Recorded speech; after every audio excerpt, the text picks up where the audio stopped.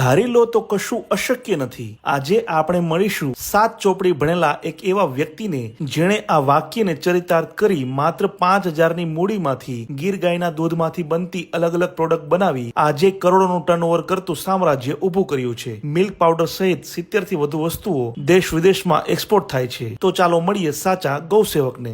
નમસ્કાર દોસ્તો, આજે હું છું રાજકોટ જિલ્લાના જસદણમાં એક જંગલ વિસ્તારમાં અમે છીએ અને એક ખાસ વ્યક્તિ, ખાસ જગ્યા અને ખાસ પ્રોડક્ટ એના વિશે આપણે વાત કરવાના છીએ। ગીર ગાય અને ગીર ગાયના દૂધના આધારિત અનેક વસ્તુઓ આ જગ્યાએ બને છે અને આ તમામ જે વસ્તુઓ છે એનો સમન્વય એક વ્યક્તિમાં થાય છે અને એમનું નામ છે ઘનશ્યામ દાસજી। કેમ છે? હરે કૃષ્ણ। હરે કૃષ્ણ, હરે કૃષ્ણ। સાધુ જે છે તમે થઈ ગયા હતા, બાર હતા, એમાંથી તમને ગાયો પ્રત્યે પ્રેમ થયો અને આખું જે છે તમે ગાયો આધારિત વાત કરી। તો તમારી થોડીક ટૂંકમાં વાત કરો કે ભાઈ ક્યાંથી શરૂઆત થઈ? મૂળ વતન તો આમ મારું કચ્છ, જન્મ પણ એવા પરિવારમાં થયો કે જે ગૌપાલન જ કરતા હોય, ગૌપાલકના ઘરમાં।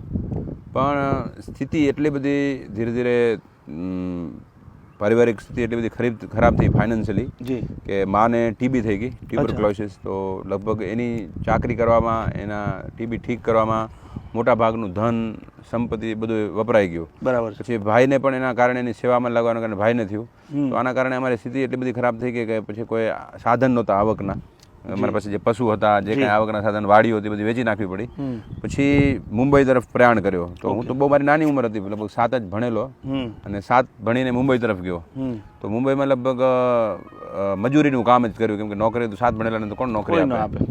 એટલે એમ કરતાં કરતાં મારા પિતાજી હતા એ પણ એક્સપાયર થઈ ગયા। એટલે પછી કોઈ જવાબદારી હતી નહીં મારી પાસે, કેમ કે માતા પિતા બંને જતા રહ્યા। એટલે હું એકલો હતો। મેં વિચાર કર્યો કે હવે આ જીવન જે છે ને એનું ખરેખર કંઈક સદુપયોગ કરવો જોઈએ, કેમ કે નોર્મલી લોકોને કેવું મા બાપ હોય, એની સેવાઓ હોય, એની ડ્યુટીઝ હોય, એની જવાબદારીઓ હોય, તો શું કરવું? તો એવામાં મેં નક્કી કર્યું કે આપણે ભક્તિના માર્ગે જઈએ।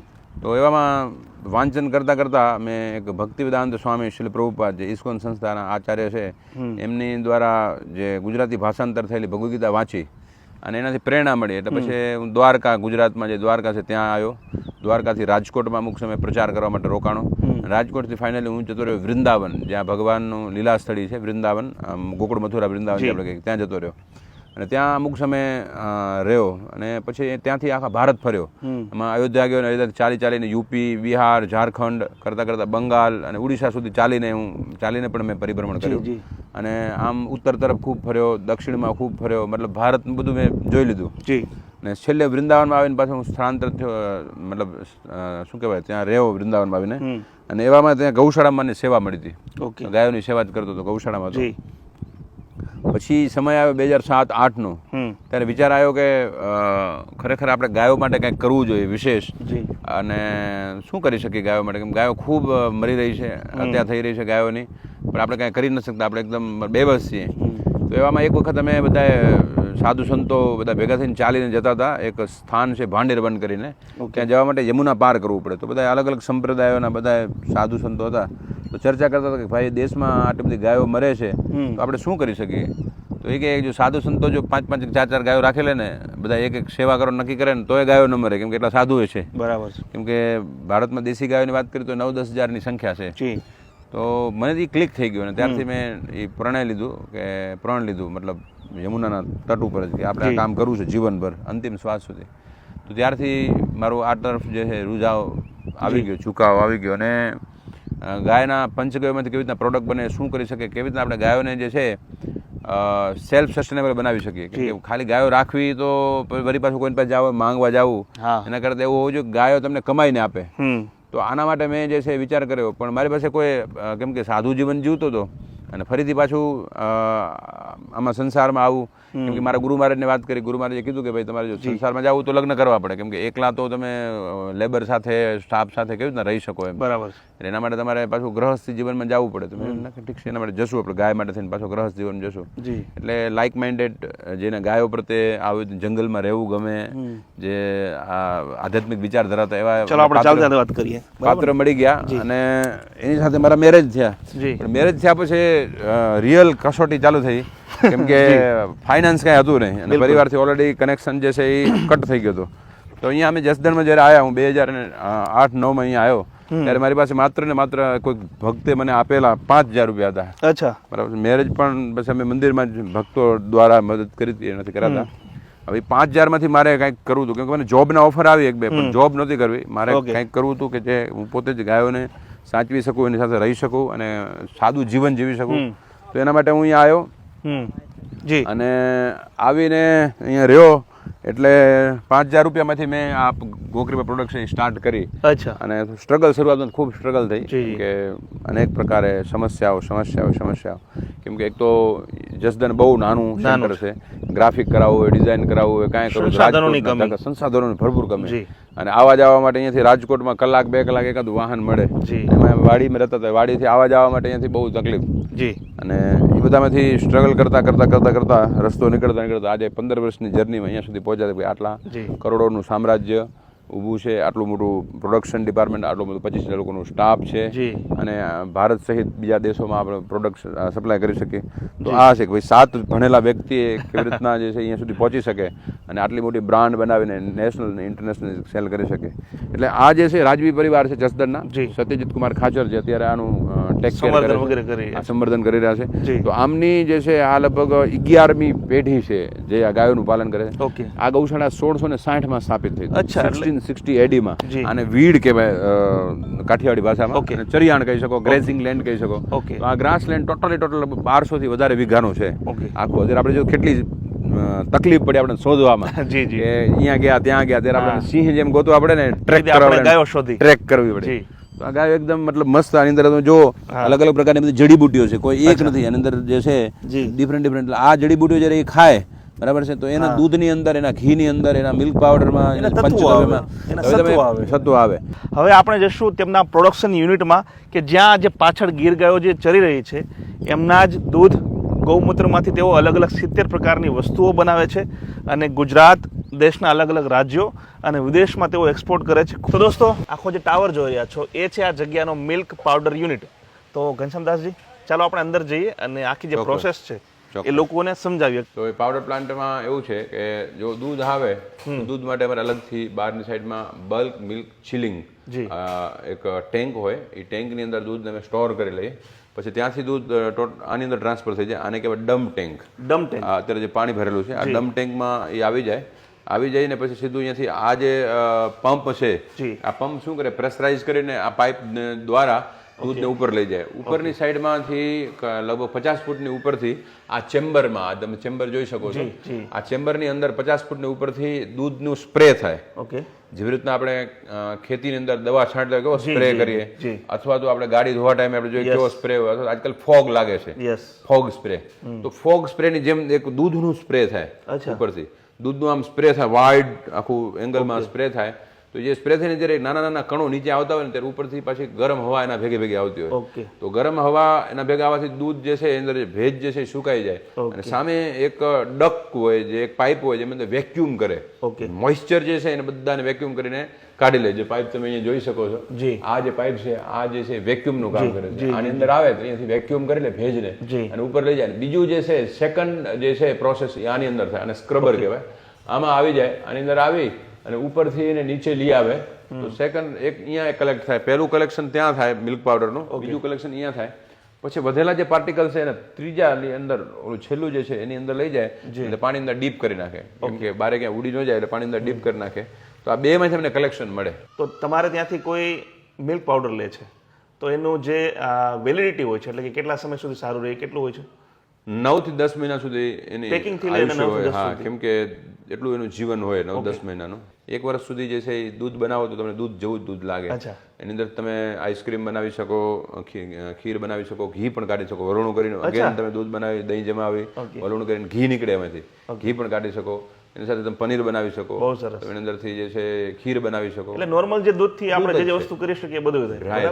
તો દોસ્તો, આખું યુનિટ એવું સુંદર જગ્યાએ છે. તો અલગ અલગ જગ્યા હું જોતો હતો, ત્યાં મેં જોયું કે ઘનશ્યામદાસજી છે ને એક જગ્યાએ બેસી ગયા છે. તો ઘનશ્યામદાસજી, શું હાલમાં શું પ્રોસેસ ચાલી રહી છે, શું બની રહ્યું છે? આપણે જે ગીર ગાય છે, ચરતી ગાય, એના દૂધનું આપણે દહીં જમાવી, વલોણું કરી અને માખણ કાઢ્યું છે. અચ્છા. હવે આ માખણને આપણે ગાયના જે છાણા છે એ છાણાના તાપ ઉપર 316 જે સ્ટેનલેસ સ્ટીલ છે એના વાસણમાં આપણે એને તવી કરવા ત્યારે મૂકશું. જે વૈદિક કાળમાં આપણા પૂર્વજો જે પ્રમાણે બનાવતા જી. એ જ પદ્ધતિથી, કેમ કે એની અંદર જે છે એ વલણું જે છે એ ધીમી પ્રોસેસથી થાય, યસ, તો ઘીમાં જે ગુણો છે, તત્વો છે, જળવાઈ રહે. બરાબર છે. અને બીજું કે આપણે ગેસ ઉપર કેવી રીતના તવી કરીને ગરમ કરીએ તો એની કે હીટ હોય, બરાબર છે, એ હીટથી અમુક પ્રકારના જે એના ન્યુટ્રિશન છે એ લોસ થઈ શકે. બરાબર. પણ જ્યારે આપણે આ પદ્ધતિથી કરીએ, છાણા ઉપર ખાસ કરીને છાણા દ્વારા કરીએ, તો આપણને એ બેનિફિટ મળે. અને છાણાનો જે તાપ છે એ પણ મીઠો છે અને એનાથી જે ઘી બને એની ઉત્તમ કક્ષાનો ક્વોલિટી બને છે. તો બીજું બધું બરાબર છે, પણ મને આમાં પાંદડા પણ દેખાઈ રહ્યા છે. તો આ આ શેના જે પાન છે છે? ને આપણે જે બિલવા કહીએ છીએ, બીલી. બીલી ગુજરાતીમાં બીલીપત્ર, જે આપણે જેમાંથી બીલીપત્ર લઈએ. આ બીલીપત્ર જ છે. ઓકે. એનાથી શું થાય કે આની જે ગુણવત્તા છે એ વધારે સુધરે છે. અચ્છા. એનું અને એની અંદર જે ટકાઉપણું જે છે એ સુધરી જાય છે. બેસી અને એકદમ નેચરલ પદ્ધતિ, હા, નેચરલ, કોઈ પ્રકારનું એક્સ્ટ્રા વસ્તુ નહીં, કાંઈ નહીં, કોઈ કેમિકલ નહીં. કેમિકલ નહીં. ઓકે. તો દોસ્તો, ઘી તો આજે શહેરોમાં લગભગ દરેક ગલી ખૂચામાં મળી જાય છે, પણ એની પ્રોડક્ટ, એની જે ક્વોલિટી કેવી હોય છે આપણે સૌ કોઈ જાણીએ છીએ કે ભાઈ ઘણા બધા કેમિકલ નાખે, ઘણી બધી વસ્તુઓ કરે. પણ જો તમે ગૌસેવા પ્રોડક્ટની કોઈ પણ વસ્તુ તમે ખરીદશો આ જગ્યાની, તો એકદમ તમને નેચરલ મળવાની છે.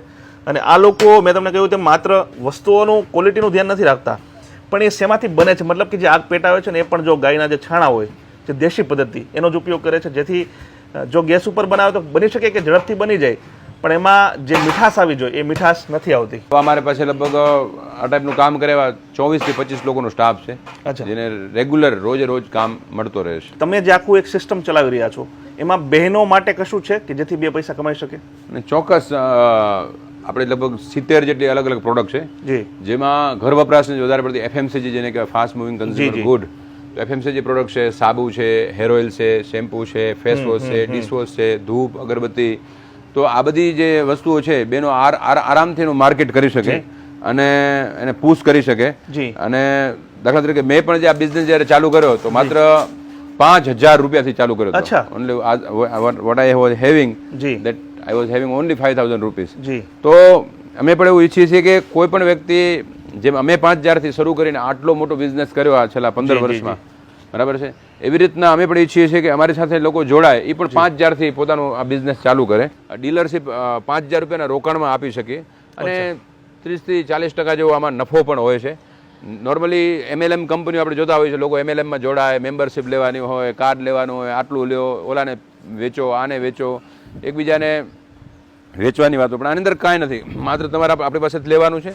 લઈ અને તમે તમારી રીતે તમારા જે સર્કલ છે, તમારા જે સગાવાલા છે, રિલેટિવ્સ છે, ફ્રેન્ડ છે, અથવા તમે કોઈ સંસ્થા સાથે જોડાયેલા હો. બિલકુલ. દાખલા તરીકે હું એક ધાર્મિક સંસ્થા જે છે ઇસ્કોન, આંતરરાષ્ટ્રીય કૃષ્ણ ભાવનામૃત સંઘ સાથે જોડાયેલો છું. તો મારા ઘણા બધા એવા મિત્રો છે, ઘણા બધા એવા મારા મેમ્બર્સ છે ઇસ્કોનના, કે જેને અમે આ પ્રોડક્ટ આપી છે ને એ સહેલાઈથી વર્ષોથી, છેલ્લા 15 વર્ષથી રેગ્યુલર આ બધા વાપરી રહ્યા છે.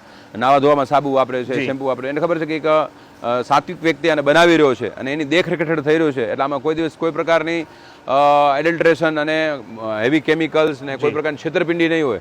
તો આ વિશ્વાસ સાથે એવી રીતના તમે પણ કન્વિન્સ કરી શકો તમારા જે આજુબાજુના જે સત્સંગી લોકો હોય અથવા તમારા ફ્રેન્ડ્સનો જે ક્લબ હોય, તો આવી રીતના તમે, તો એક લેડીઝ માટે ઇઝી થઈ જાય, આનું માર્કેટ કરવું એકદમ ઇઝી થઈ જાય અને પોતાના ઘરેથી કરી શકે, અથવા તો કોઈ શોપ આજુબાજુ છે ત્યાં પણ રખાવી શકે. ઓકે.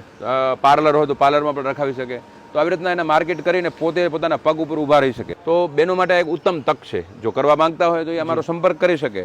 અને બીજું એવું છે, એવું નથી કે અમે ભાવનાત્મક છીએ કે ખાલી બસ હિન્દુ હોવાથી ગાય કરી, પણ અમે જેટલું પણ કર્યું છે એ સાયન્સના એરણે આને અમે શું કહેવાય ચકાસેલું છે. મતલબ આ બધું જે છે R&D, રિસર્ચ એન્ડ ડેવલપ થયેલું, પ્રોપર થયેલું છે.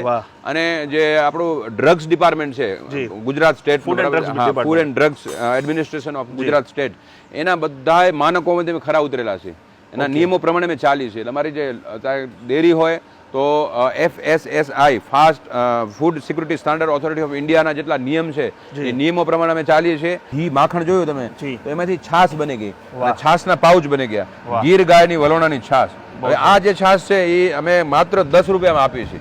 અત્યારે કંપનીઓ બહુ જ વસૂલે છે, પણ આપણો એક સેવાનો ઉદ્દેશ છે એટલે આટલો મોટો પાઉચ જે છે માત્ર 10 રૂપિયામાં આપીએ છીએ. અને બીજું જે છે કે આ જે છે એ અમારે અહીંયા માણસો રાખેલા છે, એ પોતે આના ઉપરથી રોજગાર કમાય છે, અમારી પાસે લઈ જશે અને ઘરે ઘરે લોકોને પહોંચાડે છે. તો દોસ્તો, ઘનશ્યામદાસજી આપને અલગ અલગ જગ્યા દેખાડી રહ્યા છે ને, પણ મને જે પર્સનલ ઇન્ટરેસ્ટ છે ને એ એમાં છે કે ભાઈ આ દૂધમાંથી પેકેટ કેવી રીતે બને, દૂધનું છાશ કેવી રીતે બને. તો અત્યારે છે ને આપણે ગૌ સેવા ડેરી યુનિટમાં છીએ, જ્યાં ઓલરેડી ઘનશ્યામદાસજી છે. આપણે એની પાસે જઈએ અને સરસ સરસ મને જોઈએ. અરે ઘનશ્યામદાસજી, યાર વાતો કરતા કરતા તમે જતા રહે ક્યાંય. અત્યારે આપણે હાલમાં ક્યાં છીએ? આપણે આ ડેરી યુનિટ છે, ઓકે. જ્યાં કણે દૂધ આવ્યા પછી દૂધને આપણે દાખલા તરીકે જે દૂધ જે છે એ ગરમ થઈ રહ્યું છે, જો દૂધ આવે ને દૂધને ગરમ કરવા આની અંદર નાખી દઈએ. આ ડમ ટેન્ક છે, એમાંથી પીએચઈમાંથી જાય, પાસ થઈ અને બહાર આવી જાય. દૂધને પહેલાં આપણે અહીંયા અમુક ડિગ્રી ગરમ કરીએ, પછી ઠંડુ કરીને એમાં જામણ નાખીએ. જામણ નાખીને દૂધને લગભગ 7 થી 8 કલાક રાખીએ. થઈ જાય પછી આપણે એને જે છે રિવર્સ ફોરવર્ડ ફેશનમાં આપણે અહીંયા વલોણું પણ છે. આ જે વલોણાથી આપણે એને વલોણું કરીએ રિવર્સ ફોરવર્ડમાં. આ સાંજના સમયે નોર્મલી થતું હોય છે, ઓકે, બરાબર છે. એટલે આ જે છે વલોણું છે. તો ડેઈલી કેટલું દૂધ તમારી જે પોતાની ગાયો છે, લગભગ 150 ની આસપાસ, એ અને બહારથી તમે જે મંગાવો છો એ ટોટલ કેટલું દૂધ આવતું હશે તમારે ત્યાં અંદાજે એવરેજ? ગૌશાળાથી દૂધ આવે છે લગભગ 100-125 લીટર જેટલું. અચ્છા. 125 ગાયો સામે એટલો જ, કેમ કે એમાં શું છે કે 20 જ ગાયો દૂધ આપતી હોય, અને ચોમાસું હોય ને ચોમાસામાં થોડું ગાયનું ઉત્પાદન ઘટી જાય. પ્લસ અમે વાછડાને 2 આંચર પીવડાવી છે. યસ. દોથન જેને કહેવાય ને દોથન. દોથન અમારે દોથન બછડે કે બરાબર. તો અને એમાં જે ખાસ કરીને જેને સાણ બનાવવાના હોય, જેને બેલ બનાવવાના હોય, જે બ્રીડિંગ બુલ, એને પૂરેપૂરું દૂધ પીવડાવી છે, દોતા જ નથી કમ્પ્લીટલી. એટલે આપણું 120 જેવું કલેક્શન થાય છે. પ્લસ બીજી 4 ગૌશાળાઓ છે. એક અહીંયાથી લગભગ 70 કિલોમીટર દૂર છે, શક્તિધામ કરીને ગૌશાળા છે. ત્યાંથી આપણે લગભગ અત્યારે 450 લીટર દૂધ આવે છે. પછી બીજી એક ગૌશાળા જે છે અકડપત કરીને ગૌશાળા છે, ત્યાંથી લગભગ આપણે સવાર સાંજ મળીને 150 લીટર જેવું દૂધ આવે છે. અને બીજી એક ગૌશાળા છે. એમ ટોટલ આપણે અહીં અત્યારે આખા દિવસનું 2 ટાઈમનું કલેક્શન 900 થી 1000 લીટર જેવું થાય છે. અત્યારે આ અહીંયા નાખી રહ્યા છે, ફિલ્ટર કરી રહ્યા છે. કાંઈ પણ અંદર કચરો હોય કાંઈ હોય તો. અને જે આપણે બહારથી મંગાવીએ છીએ એ પણ ગીર ગાય જ છે, બરાબર ને? જે દેશી ગીર ગાયનું પાલન કરતો હોય અને ગાયો ચરતી હોય, જે વાછડાઓને દૂધ પીવડાવતા હોય, આપણી કન્ડિશન પ્રમાણે હોય એટલી જ ગૌશાળાનું દૂધ આપણે કલેક્શન કરીએ છીએ. આ લોકો જે છે એ જ ગૌશાળાથી ગૌમૂત્ર પણ પ્રોક્યોરમેન્ટ કરીએ છીએ. ઓકે. છાણ પણ એની પાસે પ્રોક્યોરમેન્ટ કરી. ગૌશાળાથી ગૌમૂત્ર લગભગ 15 રૂપિયા લીટર પ્રોક્યોરમેન્ટ કરીએ છીએ. અચ્છા. છાણ 10 રૂપિયા કિલો લઈ, સૂકો છાણ, બરાબર છે. એટલે એને બધા બેનિફિટ મળે, મતલબ ગૌમૂત્ર પણ વેચાઈ જાય, છાણ પણ વેચાઈ જાય અને દૂધે વેચાઈ જાય. જી. તો એ લોકોને ટ્રિપલ ફાયદા, ત્રણેય બાજુથી ફાયદા થાય. મહિલાઓને લગતી સંસ્થા હોય, ઘણી એ ટાઈપની સંસ્થા હોય કે જેને દાન ઉપર નભતી હોય, બરાબર ને? અથવા તો કોઈ એવા ડોનેશન પર નભતી હોય, તો શું એવા લોકો પણ તમારી સાથે જોડાઈ શકે છે? કોઈ આ ટાઈપનું કામ કરે, આ ટાઈપનું કોઈ અગર સ્ટેપ લે તો બહુ સારું છે. એ બધાનું પોતાનું એક કહેવાય કે આત્મસન્માન હોય કે ભાઈ હું કંઈક કરીને ખાવું, એમને બેઠો બેઠો લેવું સારું ન લાગે. તો એવા લોકો આ પ્રોડક્ટને લઈ જઈ શકે અને એનું માર્કેટિંગ કરી શકે. તો આ એક સારો વિચાર છે. દૂધ, ઘી, છાશ, બધી વસ્તુ આપણે જોઈ. હવે લોકો સુધી પહોંચશે કઈ રીતે, જેના માટે આપણે આવી ગયા છે ડિસ્પેચ યુનિટમાં, બરાબર? આ ડિસ્પેચ યુનિટ છે. તમે જો પેકેજિંગ છે, ઓકે, આ બધા બહુ પેકેજિંગ આમાં રાખવું પડે. કોરોગેટેડ બોક્સ છે. આ જે છે અત્યારે આપણે ભારતની અંદર તો મોટાભાગના દક્ષિણના રાજ્યોમાં આનું વધારે ડિમાન્ડ છે.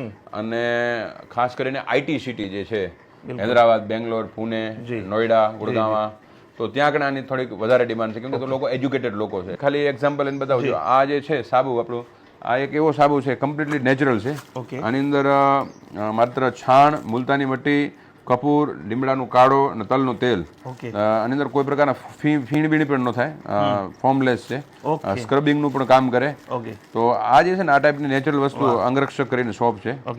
તો આની બહુ ડિમાન્ડ છે. કે આ જે છે ટૂથ પાવડર છે, આની અંદર લીમડો છે, ગાય છાણાની રાખ છે, ત્રિફળા છે, આમલા, હરડા, બેહડા, એના સિવાય ઘણી બધી અલગ અલગ જડીબુટીઓ છે કે જેના દ્વારા આપણા મસલ્સ જે છે, જે દાંતના મસૂડા જે છે એ એકદમ પ્રોટેક્ટિવ રહે. અને એને ગમ જે છે એ પણ પ્રોટેક્ટિવ રહે છે. આ બહુ જ મહત્વની વસ્તુ છે. નેઝલ ડ્રોપ છે, એને કહેવાય આયુર ઘી નેઝલ ડ્રોપ, નાકમાં નાખવાના. અલગ અલગ વેરાયટી છે એમાં. તો આ વસ્તુ એવી છે કે કોઈ પણ વ્યક્તિ નોર્મલી કેવું હોય કે કોઈ ડ્રગ્સ અથવા તો કોઈ મેડિસિન, કોઈ પ્રોડક્ટ હોય ને, તો કોઈ પિત્તવાળાને ચાલતી હોય, કોઈ કફવાળાને ચાલતી હોય, કોઈ વાતવાળાને ચાલતી હોય. આયુર્વેદ પ્રમાણે અલગ અલગ કેટેગરી બધા જનરલ ન ચાલતી હોય. પણ આ એક વસ્તુ એવી છે કે બધાને જનરલ ચાલે. અને આપણા જે કહેવાય ને કે કોલરબોન ઉપરના જેટલા પણ ડિઝીઝ છે, 90 જેટલા ડિઝીઝ છે, બરાબર, ENT જેને આપણે કહીએ છીએ, હે ને, નાક કાન ગળાના. તો એની અંદર migraine, sinus, dust allergy, smoke allergy, આવા અલગ અલગ પ્રકારની એલર્જી, કાનમાંથી પસ નીકળવું, રેડ આઈઝ થવી, પછી નસકોરા મોટો પ્રોબ્લેમ ડાયવોર્સ સુધી તો લોકો થઈ જતા હોય છે નસકોરાના કારણે, તો એ નસકોરાને પણ આ બંધ કરાવી નાખે. જેમ કે અહીંયા છે શાતા સતત ધોધ એટલે 100 વખત ધોયેલું ઘી. અચ્છા, કે મળવું બહુ અઘરું છે. આ જે છે સ્કિન માટે એકદમ કહેવાય ને કે રામબાણ છે. તો આવા અલગ અલગ કામદેવ ઘૃત છે, પછી ફલ કલ્યાણ ઘૃત છે, કુમાર કલ્યાણ ઘૃત છે. તો આવા લગભગ આપણી પાસે 10 જેટલા અલગ અલગ ઘૃત છે. જેમ કે અહીંયા કુમાર કલ્યાણ હા, કુમાર કલ્યાણ નાના બાળકો માટે બહુ સારું છે. બોડી લોશન છે, પછી 9 પ્રકારના સાબુ છે. અહીંયા કાર્બન સોપ છે, ચંદન સોપ છે, એલોવેરા સોપ છે, લેમન સોપ છે, ગૌમૂત્ર અને લીમડાનું છે, પછી મિલ્ક કેસરનું સોપ છે, અલગ અલગ પ્રકારના શેમ્પુ છે, ડિશવોશ છે, હેન્ડ વોશ છે.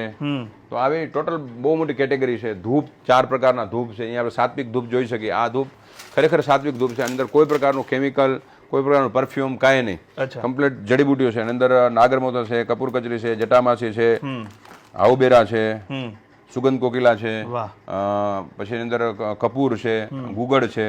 તો આ યજ્ઞ જેવી સુગંધ આની અંદરથી આવે. નામ છે સાત્વિક ધૂપ. અને અહીંયા ગૌમૂત્ર અર્ક, આ બધા અલગ અલગ ધીમે ધીમે હવે એ બાજુ લોકો વળ્યા છે, બહુ વળ્યા છે. આમાં આપણી પાસે પૂરી કેટેગરી છે. અલગ અલગ મેડિસિનલ અર્ક પણ છે. ગૌમૂત્રમાં જડીબુટીઓનું કોમ્બિનેશન છે. દાખલા તરીકે કોઈ હાર્ટની રિલેટેડ અમુક પ્રકારની જે હોય પ્રોબ્લેમ, તેના માટે છે અર્જુના ગૌમૂત્ર અર્ક. ઓકે. તો એવી રીતના પર્ટિક્યુલર તો એ શું કરે છે, ગૌમૂત્ર જે પર્ટિક્યુલર જડીબુટી હોય, કેમ કે અર્જુન અલગથી અર્જુન અર્ક તો મળે જ છે બજારમાં. ઓકે. અર્જુન આસવ મળે છે, તો અર્જુનના અલગ અલગ વસ્તુઓ મળે છે. પણ જ્યારે ગૌમૂત્ર સાથે લેવો તો એને 4x કરી નાખે છે. આ જે ગૌમૂત્ર છે એમાં પણ તમારી પાસે અલગ અલગ છે. જેમ કે આ ગૌમૂત્ર અર્ક છે, અહીંયા તુલસી ગૌમૂત્ર અર્ક, બરાબર છે. તો દરેકના ગુડમાર છે, તુલસી પરિણામો છે એ પણ અલગ અલગ હોતા હશે ને? પરિણામો અલગ. તો દોસ્તો હવે આપણે આવી ગયા છીએ આ જગ્યાની એડમિન ઓફિસમાં, કે જ્યાં જે એક રીતે તમે કોલ સેન્ટર પણ કહી શકો, જે તમારા ફોન આવતા હોય એ. બાકી ડિસ્પેચ સેન્ટર જે સંભાળે છે એ લોકો બધા અહીંયા બેસે છે. અને ઘનશ્યામદાસજી અહીંયા પણ છે. તો ઘનશ્યામદાસજી, આપણે મહિલાઓની ભાગીદારીની વાત કરી, બરાબર ને? પણ છતાંય એક મારી રિક્વેસ્ટ એ છે કે તમે એક એક્ઝામ્પલ દ્વારા સમજાવો કે મહિલાઓ કેવી રીતે કમાઈ શકશે અને કેટલું કમાઈ શકશે અંદાજે. તમને હું એક એક્ઝામ્પલ આપું. જી. સપોઝ આપણે બધી પ્રોડક્ટ છે, એમાં એક છે બોડી લોશન. જી. બરાબર. અહીંયા એક બેન છે. ઓકે. એનું નામ છે કાંતાબેન. ઓકે. રેગ્યુલર કાંતાબેન અહીંયા આવે છે. આવીને રોજના અહીંયાથી અમારી પાસેથી 20 સવારમાં આવીને 20 બોડી લોશન લઈ જાય. ઓકે. અને લગભગ 2 કલાકની અંદર આ 20 બોડી લોશન જે છે લોકલ છે, એટલે એને એક તો બ્રાન્ડ અહીંયા અવેર છે, લોકલ છે, એને મોટો એક ફાયદો મળે છે. તો 20 બોડી લોશન 2 કલાકની અંદર વેચીને આવતા રહે. ઓકે. ઘરે ઘરે ફેક્ટરી દુકાને જઈને. પછી આજે છે લગભગ 90 રૂપિયાની આસપાસ આની કોસ્ટ છે બોડી લોશનની. આ 100 ગ્રામ બોડી લોશન છે. તો 30 રૂપિયા ગણી તો 27 રૂપિયા જેવો આમાં કમિશન બેસે છે એક બોટલ. હા, એક બોટલે. ઓકે. તો 27 રૂપિયા પકડો એટલે 20 થઈ ગયા, એટલે કેટલા થઈ ગયા? 240, 500 રૂપિયાની આસપાસ. મતલબ 2 કલાકની અંદર જે છે 500 રૂપિયા જેટલું કમાઈ શકે એક પ્રોડક્ટ. એક પ્રોડક્ટની વાત. બરાબર. બાકી તમારી પાસે તો લગભગ 70 જેટલી પ્રોડક્ટ છે. વાહ. એક પ્રોડક્ટની વાત કરી તો આવી રીતના જે છે એ આસાનીથી કોઈ પણ વ્યક્તિ કમાઈ શકે. મહિને મતલબ 15,000 જેવી માતબાર રકમ થઈ ગઈ. તો આ વસ્તુ જો તમે ઘરે ખરીદવા માંગતા હોય, અને ખાસ કરીને મહિલાઓ જે છે, આ ગૌ સેવા જે બ્રાન્ડ છે એની સાથે જોડાવાની આ તક છે. આ વિડીયોમાં બસ આટલું જ. જય જય ગરવી ગુજરાત. જય હિન્દ.